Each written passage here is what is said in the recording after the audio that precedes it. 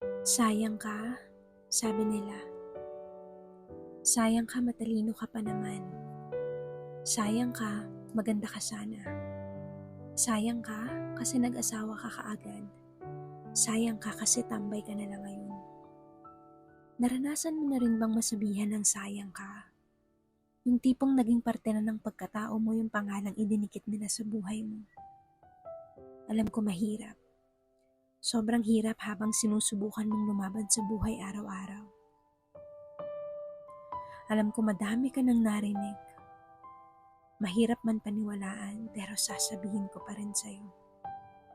Dear, hindi ka sayang at hindi ka nasayang. Naniniwala pa rin akong palaging may panibagong pagkakataon para bumangon. Naniniwala akong aalisan mo yan at hindi mo tatambayan. Your past is not powerful enough to snatch away what God has prepared for you. Hindi ka hanggang dyan lang. You have stories to tell.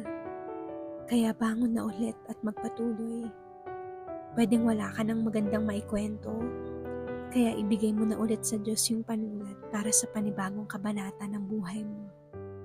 Today, God has given you a new chance to dream and live again. So settle your heart, focus on the prize and let them be. Let them be wrong about you, and let them see God turning your stories around. To all believers of God, anak ka ng hari. Walk like it and live like it. Tinapos na ni Jesus ang lahat, na ipanalo ka na noon pa. Dear, hindi ka sayang. You are a prized possession. With love and prayers, Noel.